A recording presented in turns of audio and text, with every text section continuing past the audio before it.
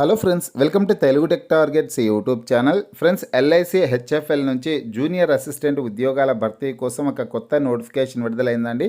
ఆంధ్రప్రదేశ్ రాష్ట్రంలో ఖాళీ పోస్టులు అయితే ఉన్నాయి. ఏదైనా డిగ్రీ విద్యార్హత కలిగినటువంటి అభ్యర్థులు ఈ ఉద్యోగాలకి దరఖాస్తు చేసుకోవచ్చు.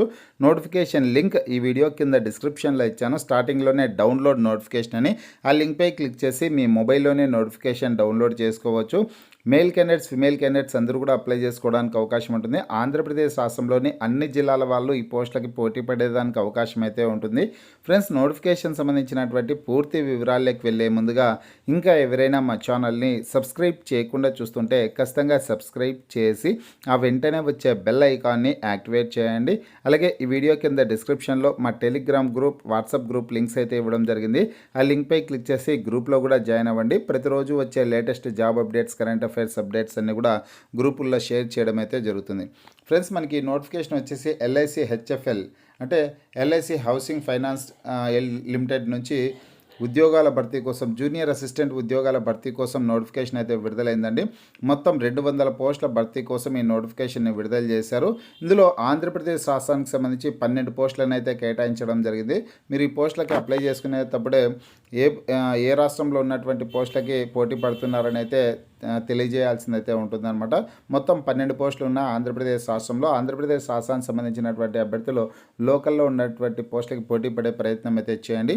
అలాగే తెలంగాణ రాష్ట్రంలో కూడా 31 పోస్టులు అయితే ఖాళీలు ఉన్నాయండి. తెలంగాణ రాష్ట్రానికి సంబంధించినటువంటి అభ్యర్థులు తెలంగాణకు కేటాయించినటువంటి పోస్టులకి మీరు పోటీ పడే ప్రయత్నం అయితే చేయండి. ఈ ఉద్యోగాలకి ఆగస్టు 14వ తారీఖు వరకు ఆన్లైన్లో దరఖాస్తు చేసుకోవడానికి అవకాశం అయితే ఇచ్చారు.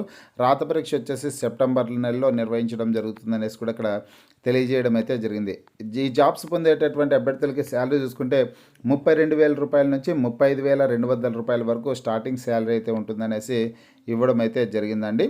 ఎలిజిబిలిటీ కండిషన్స్ చూసుకుంటే కన్నా ఈ ఉద్యోగాలకు అప్లై చేసుకోవడానికి జూలై 1వ తారీఖు నాటికి 21 నుంచి 28 సంవత్సరాల లోపు ఉన్నటువంటి అభ్యర్థులు దరఖాస్తు చేసుకోవడానికి అవకాశం అయితే ఉంటుంది.